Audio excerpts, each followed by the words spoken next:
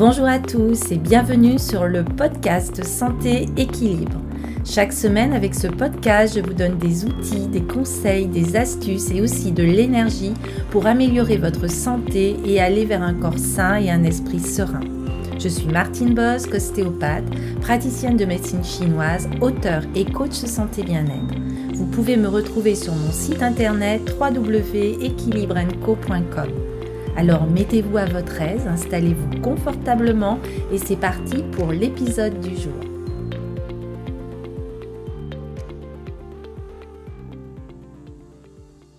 Hello à tous et bienvenue dans l'épisode 9 du podcast Santé Équilibre. Avec cette nouvelle année, je vous souhaite tous mes vœux les plus sincères de santé et d'évolution.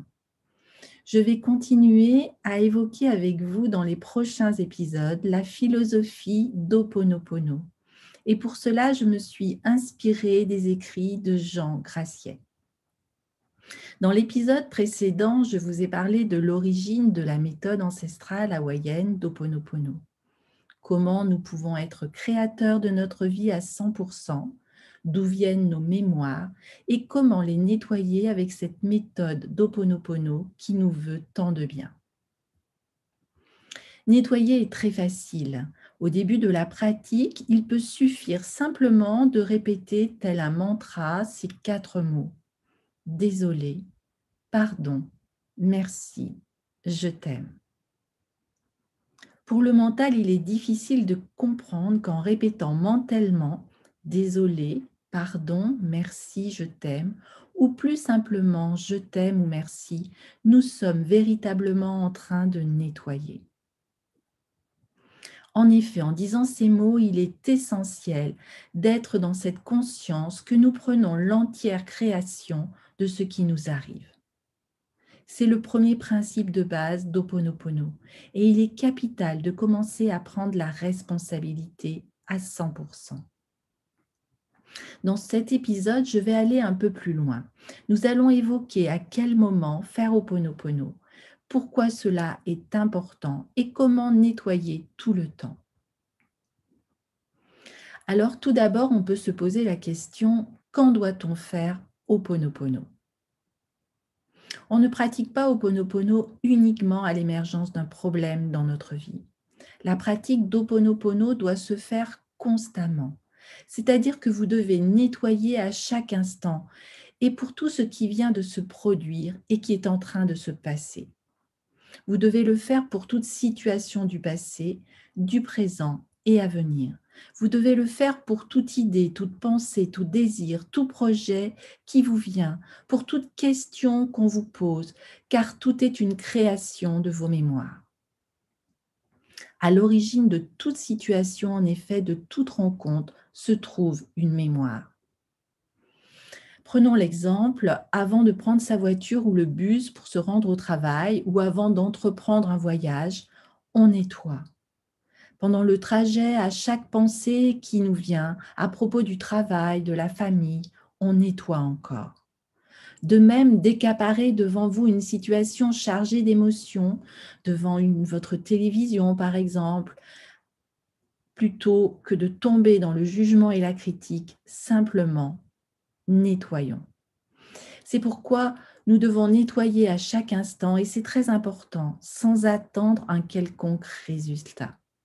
Dire simplement « désolé, pardon, merci, je t'aime » de façon constante et cela doit petit à petit devenir un réflexe de chaque instant. Alors pourquoi nettoyer toujours les mémoires ? Il arrive souvent dans la vie que tout semble aller bien, que tout semble bien se passer. Il n'y a pas d'inquiétude, pas de souci. Eh bien, même dans ces moments-là, il faut continuer de nettoyer. En effet, les mémoires sont stockées dans notre esprit subconscient et elles sont sans cesse en activité et en mouvement. Avez-vous déjà essayé de ne plus penser, de tenter d'arrêter le flot incessant des pensées qui nous envahit à chaque instant ? Cela paraît impossible. C'est le principe même de la méditation et tous les adeptes le savent bien. Les pensées qui arrivent à notre conscience proviennent des mémoires qui, elles, sont inconscientes pour la plupart. C'est comme si vous laissiez tourner un enregistrement de musique, mais en baissant le volume de façon à ne plus l'entendre. Vous n'entendrez plus le son et vous pourrez croire que l'appareil est arrêté, alors qu'en réalité, il tourne toujours. Nos mémoires font de même. Elles peuvent rester un temps sans rien exprimer, mais elles tournent. Cela veut dire qu'elles sont actives 24 heures sur 24 et 7 jours sur 7, même si rien ne se passe. C'est pourquoi il est si important de nettoyer tout le temps, à chaque instant. Même quand nous croyons qu'il ne se passe rien, il se passe encore quelque chose. Les mémoires sont en action permanente dans notre subconscient. Nous ne savons pas ce qui se passe et en nettoyant des portes qui étaient fermées, vont s'ouvrir. En nettoyant tout le temps, c'est comme baliser et éclairer son chemin de façon à voir les obstacles et ainsi pouvoir les éviter, en tout cas les franchir sans heurts, de manière à continuer sa route toujours plus légèrement. En agissant ainsi, nous ne saurons jamais quel obstacle ou quelle difficulté nous aurons ainsi évité et que nous ne rencontrerons jamais. Mais qu'importe, l'essentiel est de continuer son chemin toujours un peu plus allégé du poids de nos mémoires. La répétition de ces 4 mots, désolé, pardon, merci, je t'aime, va rendre le nettoyage de plus en plus facile. Mais ce qui est absolument essentiel est de prendre toujours la responsabilité à 100% de la situation, des événements, quoi qu'il se passe. Être dans cette conscience n'est pas si facile et ne s'atteint pas aussi rapidement que l'on croit. Cela demande du temps et une pratique quotidienne d'Ho'oponopono. Être responsable à 100% implique l'acceptation, mais aussi le non-jugement, le lâcher-prise. Et c'est en étant à ce niveau de conscience, quoi qu'il arrive, que vont pouvoir s'établir les connexions avec son enfant intérieur et son moi supérieur. Et à ce moment-là, le nettoyage va se faire beaucoup plus facilement et de plus en plus automatiquement. La chose la plus importante est de se rendre compte que tous les problèmes sont à l'intérieur de nous. C'est ainsi que si je rends visite à quelqu'un et qu'il a mal à la tête, alors la question est la suivante.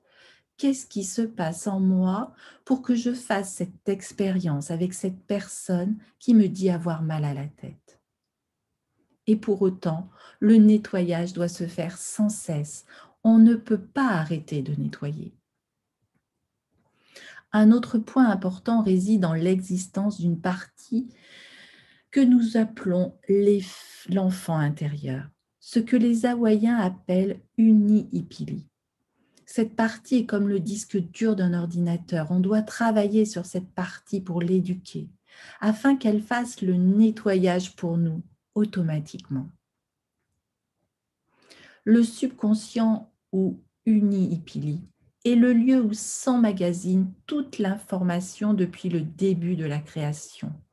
Donc, tout problème est stocké dans le subconscient. Vous devez être disposé à enseigner au subconscient comment lâcher cela, comment libérer les mémoires qu'il recrée des problèmes. Vous devez parler aussi à votre subconscient, lui demander avec beaucoup d'humilité qu'il vous aide à faire ce nettoyage. Alors la question que l'on peut se poser aussi est la suivante. Puis-je répéter ces 4 mots, désolé, pardon, merci, je t'aime, régulièrement dans la journée, sans problème particulier? C'est une bonne question qui montre qu'il ne suffit pas de nettoyer, d'accaparer un problème. En effet, beaucoup se contentent de pratiquer Ho'oponopono de cette manière. C'est déjà très bien, bien sûr, mais à mon avis, pas suffisant. En fait, les mémoires sont perpétuellement en action. C'est pourquoi il est très utile de les nettoyer sans arrêt et de répéter les 4 phrases. Je suis désolée, je te demande pardon, je te remercie et je t'aime. ou plus simplement, si on préfère, désolé, pardon, merci, je t'aime. En disant ces phrases, on n'est pas obligé de penser à quelque chose ou à quelqu'un de particulier. On ne sait donc pas quelles mémoires vont être nettoyées, mais cela n'a vraiment pas d'importance. Ce qui est important, par contre, c'est d'adresser ces phrases ou mots tout d'abord à votre enfant intérieur, en lui demandant précisément de lâcher les mémoires, car c'est en lui qu'elles sont stockées. Puis d'adresser à votre moi supérieur ou à votre âme en lui demandant de nettoyer ses mémoires avec l'aide de votre divinité intérieure. En même temps que vous dites les 4 phrases à son attention, il est bon aussi d'ajouter que vous lui confiez les rênes de votre vie. Vous lui donnez carte blanche et que vous vous fiez complètement à lui. C'est ainsi que le nettoyage se fera plus en profondeur et que votre vie sera de plus en plus éclairée. Vous pouvez faire tout cela à tout moment de la journée et le plus souvent possible. Il y a tant de moments où nous sommes seuls avec nous-mêmes, peut-être dans la voiture, dans les bouchons de la circulation, dans les transports, dans l'ascenseur, dans une file d'attente, en marchant de la rue, peu importe. Vous avez compris bien sûr que ces 4 phrases peuvent se dire comme un mantra, mais qui sera d'autant plus efficace que vous vivrez dans la conscience que vous êtes tout d'abord responsable à 100% de tout ce qui vous arrive, mais aussi dans l'acceptation totale de tout et surtout sans jugement. Et vous verrez qu'au bout d'un certain temps, en pratiquant ainsi, le nettoyage se fera de plus en plus automatiquement et vous verrez apparaître les changements merveilleux dans votre vie.